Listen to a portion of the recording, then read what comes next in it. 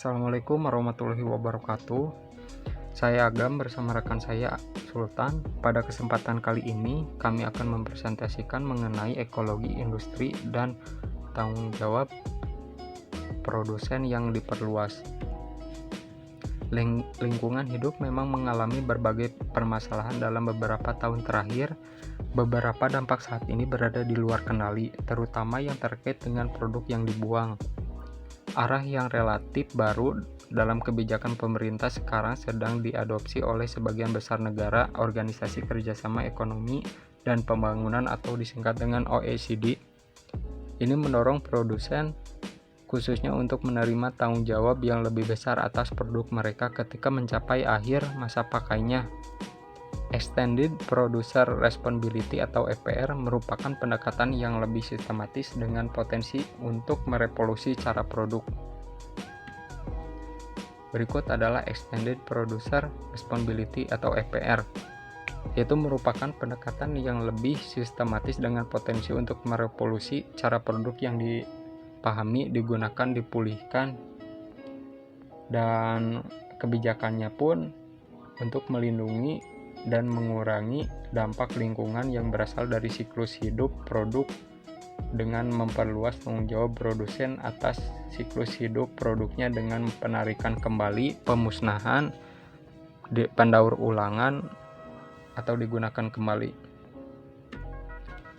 Pentingnya EPR. Timbunan sampah plastik yang tinggi menjadi peluang untuk diterapkannya program EPR. Paradigma pengelolaan sampah yang bertumpu pada pendekatan akhir sudah saatnya ditinggalkan dan diganti dengan paradigma baru pengelolaan sampah.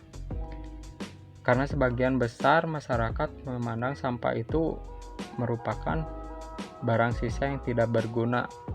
Padahal sampah itu bisa dimanfaatkan menjadi sumber daya atau bisa dimanfaatkan dengan hal-hal yang lain.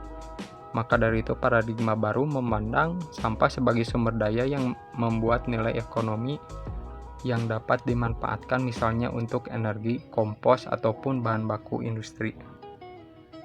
Berikut apa saja tanggung jawab produsen terhadap lingkungan. Yang pertama yaitu tanggung jawab secara ekonomi. Produsen bertanggung jawab atas kerusakan lingkungan yang disebabkan oleh produk yang mereka produksi dan pasarkan. Tanggung jawab secara ekonomi, produsen meliputi seluruh atau sebagian dari biaya untuk mengumpulkan, daur ulang untuk pembuangan akhir produk yang mereka produksi. Yang kedua yaitu tanggung jawab fisik. Hal ini dapat berkisar dari hanya mengembangkan teknologi yang diperlukan serta untuk mengelola sistem pengambilan kembali atau take back. Yang ketiga yaitu bertanggung jawab untuk memberikan informasi ketika barang tersebut memberikan informasi mengenai dampak dari barang atau produk tersebut.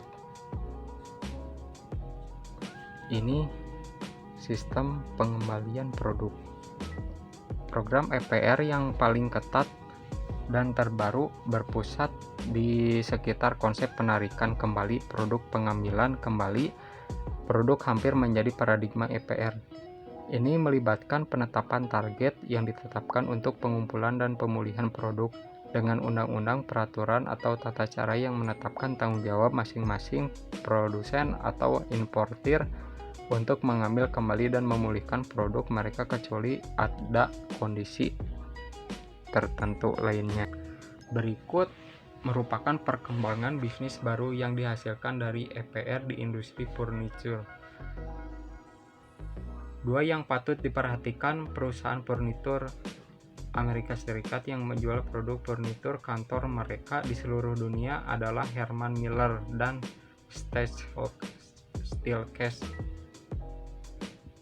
Kedua perusahaan tersebut telah mengembangkan program lingkungan yang komprehensif yang bertujuan untuk menghilangkan atau meminimalkan dampak lingkungan siklus hidup, terutama yang mengakibatkan limbah padat dan berbahaya seperti mengambil kembali dan memproduksi ulang furniturnya.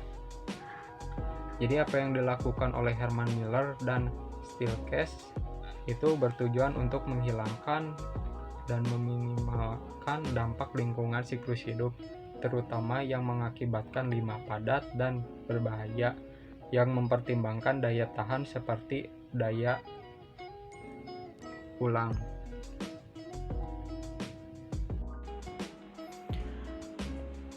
Ini untuk tanggapan dunia terhadap Extended Producer Responsibility atau disebut EPR. Jadi tanggapan nyata dari dua perusahaan di Amerika Serikat, yaitu Herman Miller dan Steelcase Inc. Perusahaan ini telah mengembangkan program lingkungan yang komprehensif yang bertujuan untuk menghilangkan juga meminimalkan lingkungan siklus hidup, terutama yang mengakibatkan limbah padat dan berbahaya bagi lingkungan. Jadi dua perusahaan ini sangat mendukung dan sangat memprioritaskan dari sisi EPR, sehingga perusahaan ini terdepan untuk mengembangkan program-program dari perusahaan mereka yang komprehensif, yang memang mereka sangat ingin mendaur ulang setiap produk-produk yang dihasilkan oleh perusahaan mereka, yang tujuannya adalah ingin meminimalisir limbah-limbah padat itu untuk berbahaya bagi lingkungan sekitar. Kemudian contoh nyata yang dilakukan oleh perusahaan Herman Miller ini dan Steelcase ini membuat partisi kantor, unit penyimpanan yang ergonomis. Selain itu, prinsip-prinsip desainnya dapat didaur ulang setelah masa pakai akhir produknya, kemudian dapat menambah nilai bagi perusahaan ketika produk yang sudah masa akhir pakai daur ulang. Jadi di sini perusahaan ini bisa membuat suatu produk yang bisa didaur ulang, tetapi produk ini tetap memiliki nilai yang cukup bagus dan cukup komprehensif. Selain itu, program baru Herman Miller mendirikan anak perusahaan yang disebut Phoenix Design untuk menjalankan bisnis yang diproduksi New, yaitu menggabungkan kompor yang dipulihkan dengan komponen baru yang dapat dibeli oleh konsumen dengan harga rendah, tetapi produk memiliki nilai kompetitif.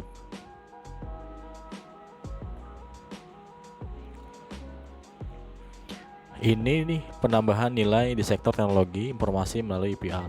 Kemajuan teknologi mempercepat siklus inovasi dengan menghasilkan produk TI seperti mesin fotokopi. Proses ini tidak hanya mengarah pada kebutuhan akan EPR, kebijakan dan peraturan, tetapi juga memberi perusahaan manufaktur peluang baru untuk pengembangan bisnis dan hubungan pelanggan yang lebih menguntungkan.